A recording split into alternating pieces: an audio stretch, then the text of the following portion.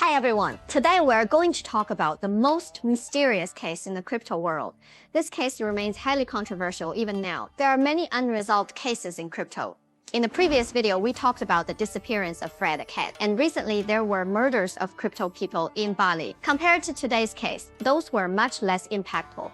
The case we're talking about today affected not just the crypto industry but also the tech world, and may have influenced the global economy. Let's begin with the scene of the death. This case starts on April 26, 2013. A paralyzed American man was found dead in his home near Vieira Beach, Florida. His name was David Kleiman. He was born in 1967. Because he was paralyzed, he mostly worked from home. He was a tech geek, a forensic analyst by profession. He specialized in data recovery, malware analysis and maintenance, and cybersecurity. This type of skill set was used in criminal investigations. In fact, David had worked in a police department in the 1990s. Later, he left law enforcement and joined a company called Security Dog. He earned a living based on his tech skills. At the scene, police found a lot of blood in the room. There was also a loaded handgun. After searching the room, they found a bullet hole in the mattress, but no shell casing was ever recovered. When the body was discovered, it was already badly decomposed. The medical examiner concluded that the cause of death was bacterial infection. It was ruled a natural death. Toxicology reports found traces of drugs in his system. So the police accepted the results and quickly closed the case as a natural death. However, the family strongly disagreed. They claimed David had no history of drug use. Moreover, they argued if he was able to load a gun, he might have sensed he was in danger. Why else would someone load a weapon at home? Second, they argued that since David was able to take out his gun and load it with bullets, he must have sensed some danger. Who just loads a gun for fun at home? Right? But the police did not follow up seriously on the family's concerns. They closed the case quickly. This case didn't seem too suspicious on the surface. It just looked like a lonely, paralyzed man who died alone by the sea. Nothing unusual, except maybe the police were a bit careless. But what pushed this case into the spotlight was what his younger brother revealed online. He publicly posted David's Bitcoin mining records. David Kleiman was a Bitcoin miner before his death. According to his brother's records, David Kleiman had mined over 1.1 million Bitcoins. That number, 1.1 million, should ring a bell for crypto folks, because it's the same amount associated with Satoshi Nakamoto's wallet. What are the odds of that? So who was David Kleiman, really? What was his background? How could he hold 1.1 million Bitcoins? Let's put it into context. This was 2013. Bitcoin launched in 2009. Only about 4 years had passed. Back then, most Bitcoin hadn't even been mined yet. At that time, only core developers or insiders could realistically own that much BTC. Even today, major institutions like MicroStrategy don't own that much. So once this news came out, the whole world started suspecting that David Kleiman might be Satoshi Nakamoto. That theory spread fast. Once people had that idea in mind, crypto communities around the world began investigating the case on their own. And in their research, they uncovered several new leads. The first clue, the company where David worked. That company was called Security Dog. In the company's internal documents, they mentioned a collaborator also named David. But this David was Chinese. This Chinese David was well known in the tech community. Before 2008, he had publicly proposed a very interesting concept. BitMoney framework could enable anonymous and untraceable transfers using cryptography. That system is now widely regarded as a predecessor of Bitcoin's technology. Bitcoin was built with major improvements on BitMoney's foundation. So people speculated David worked at that company. That company's partner was this Chinese David. Maybe David Kleiman met the Chinese David at work, was inspired by BitMoney and eventually created Bitcoin. So he was Satoshi Nakamoto. Of course, this clue is more speculative and indirect in nature. Then came the second clue. The second clue was this. In late 2010, David Kleiman was hospitalized due to illness. He couldn't go home. Coincidentally, that was also when Satoshi Nakamoto's forum account stopped posting. Satoshi's last post was in December 2010. After December, that account never came online again. These two timelines matched with uncanny precision. That seemed too coincidental. Now on to the third clue. Many people believe that David Kleiman was physically a great match for Satoshi Nakamoto. Why? Because David was paralyzed. In 1995, at age 28, he had a motorcycle accident. The result, permanent lower body paralysis. He relied on a wheelchair for life. That meant he rarely went out and spent a lot of time online. This is key. Satoshi Nakamoto's account in Bitcoin forums was extremely active in the early days, always online talking to others day and night, like a reclusive techie who never left his computer. So these three clues all pointed to David being Satoshi. If he was Satoshi Nakamoto, or one of his closest collaborators, or the one managing Satoshi's coins, then why did he die? The most suspicious explanation might be related to money. Just 20 days before he died, David signed a contract. In that contract, there was an agreement involving 400 BTC. According to the contract, David was to transfer the ownership of his company to a man named Wright. This might be where the problem began. Let's take a look at the contract. It was signed on April 23, 2013, 80 days before David's death.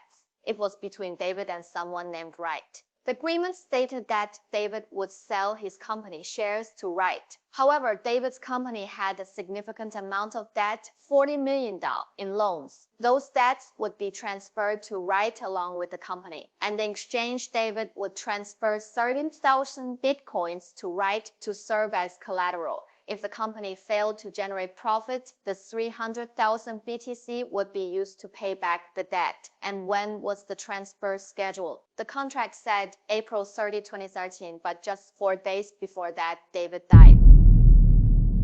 That makes this very suspicious. The contract itself looked legit. Why? Because back then, Bitcoin was already over $100 each. 300,000 BTC, a $40 million, which matched the company's debt. So from a legal standpoint, the deal seemed fair. Two parties doing business, no issue. But online analysis said the real issue wasn't the contract. It was two things. First, back when David was managing those 1.1 million Bitcoins, he never touched the wallet. As we can see, those wallets have been inactive since 2011. So during that time, David was relatively safe. But once he planned to transfer that BTC to someone else, once it was about to go to Wright, he could have sold it all immediately. That might have hurt certain people's interests. Second, Wright seemed like the most suspicious person. He signed the contract with David, and David died soon after. Naturally, he was the prime suspect. But actually, after David's death, Wright didn't get anything out of it. After David died, Wright contacted David's brother and father. He said, "The contract is signed, let's move forward.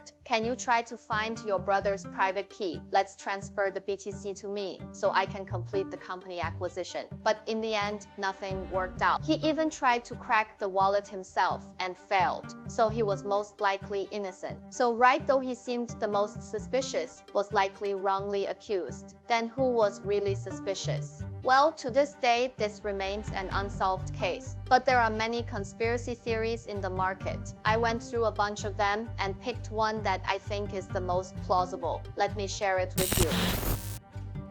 This conspiracy theory helps explain what happened at that time and what Satoshi might have been facing. In 2016, Bitcoin was around $100. Its use cases were still limited. Main usage, exchanges. On Bitcoin forums back then, besides Satoshi, another active figure was Jet Mikhailov. Mikhailov thought Bitcoin was promising, but trading peer-to-peer was too basic. He happened to own a trading platform for card games. So he thought, I'll modify my card game platform and turn it into a Bitcoin exchange. That exchange was called Magic the Gathering Online Exchange, abbreviated MTGOX. Yes, that's the now famous MTGOX. At the time, MTGOX's position in the crypto world was on par with Binance today. It nearly had a monopoly, handling 76% of global BTC trading volume. So who were the exchange's major users? Who was using this platform? We have to mention another famous name from the forum, Mark Karpeles. Karpeles not only knew tech, he also knew crime. Born in 1985, he was very young, but by age 20, he was already stealing money from customer accounts via servers. In 2005, he was caught for hacking and sentenced to 3 months in jail.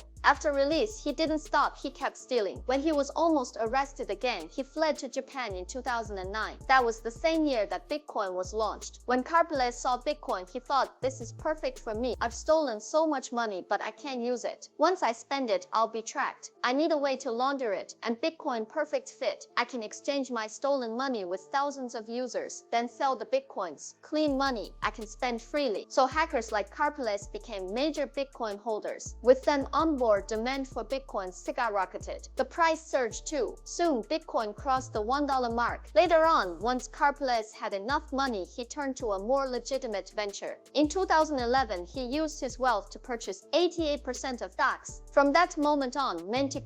biggest user became its largest owner. In this kind of market, Bitcoin's laundering ability started gaining attention. Anyone who needed to move money began looking at Bitcoin as the perfect tool. One of the most famous examples was the dark web marketplace, Silk Road. Karpeles, the exchange owner, understood his clients well. So under his management, Mt. grew rapidly, and the price of Bitcoin surged. After Karpeles acquired Mt. BTC price went up to. At that point, Bitcoin's power structure was split into 4 factions. Satoshi Nakamoto held 1.1 million BTC. Mt. likely had around 1 million. Why? Because we know that when Mt. was hacked, they lost 50,000 BTC. Second, an investigation revealed that in 2013, GAX accounted for 75% of global Bitcoin trading volume. So if they lost 50K BTC, and that was 75% of the market, we can estimate global circulating supply was 1 million BTC. So the second faction was the exchange side, roughly 1 million coins. The third faction was the customers, those who used Bitcoin, and the fourth group was the miners. In early days, there was no special hardware. Home computers could mine BTC because at the time, mining was still relatively simple. So in this 4-way structure, who had the biggest motive to prevent Satoshi from moving his 1.1 million BTC? According to one theory, it was the customer. Let's look at how the market changed before and after David's death in 2013. After 2013, the crypto world changed dramatically. Chinese mining firms like Bitmain and Kleiman were both founded in 2013. Kleiman quickly went public and became the first US-listed mining company. Bitmain grew to dominate global mining. So in the mining sector, Chinese firms overtaken early PC miners. What about exchanges? Mt.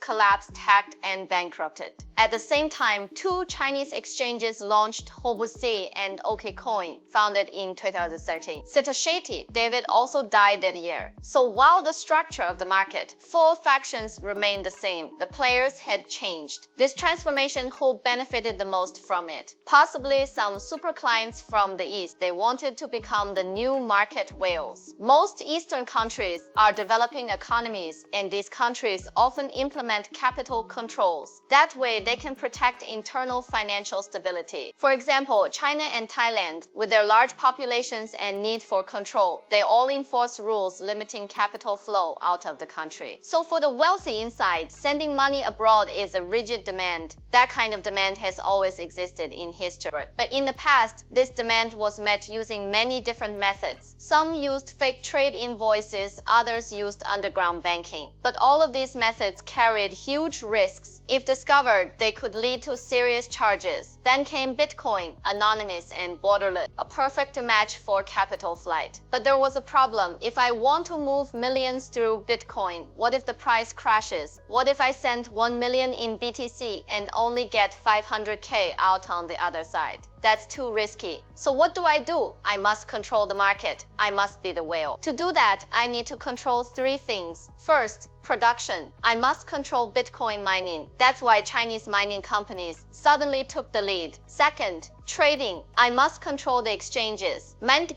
collapsed and Chinese exchanges rose quickly. Third, the coins themselves. BTC supply. Big holders must not dump their coins. So Satoshi must be eliminated. This theory suggests that by 2013, Bitcoin completed its power shift. The whales had changed hands from Western idealists to Eastern financial elite. Now, you might ask, if Bitcoin was so useful, why did China give it up and hand it back to the US in 2019? That was Bitcoin's second shift in power. It's another fascinating story. We'll talk about it another time. But for now, let's focus on David's mysterious death. Do you have your own theory to explain what happened? If you've got a solid hypothesis, leave a comment below. If your reasoning is solid, I'll pin your comment. Alright, see you in the next episode. So, what do you think happened to David Kleiman? Was he really Satoshi Nakamoto? Was his death part of a larger conspiracy to control Bitcoin? Share your thoughts below and don't forget to like and subscribe for more deep dives into crypto mysteries.